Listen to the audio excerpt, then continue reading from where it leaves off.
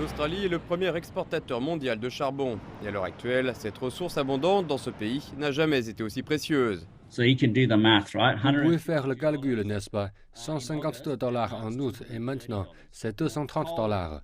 Le charbon n'augmente jamais si fortement et cela concerne tous les types de charbon. Plusieurs facteurs font monter les prix, parmi lesquels un choc sur les approvisionnements mondiaux, alors que les économies émergent de la pandémie, relançant la production industrielle.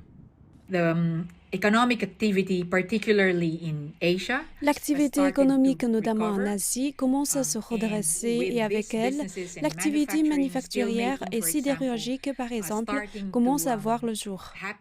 Les événements météorologiques extrêmes ont également eu un impact sur la production de charbon et les chaînes d'approvisionnement.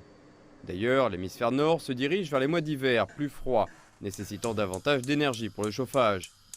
Ces demandes poussent également le prix du gaz naturel à des sommets historiques, créant ainsi une aubaine pour les exportateurs australiens. Les cargaisons de gaz naturel liquéfié sur le marché ougandais s'élèvent à 150 millions de dollars.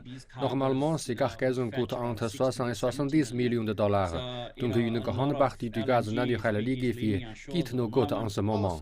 Il est important de noter que si les exportateurs australiens devraient bénéficier de la crise énergétique mondiale, ce n'est pas le cas des ménages australiens qui seront eux aussi confrontés à des coûts énergétiques plus élevés de diverses manières, y compris ici à la pompe.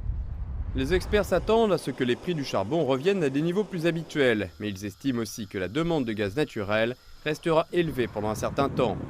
La raison de cette situation est sa popularité en tant que source d'énergie à émissions plus faibles que le charbon, alors que les pays passent à une plus grande dépendance au système d'énergie renouvelable.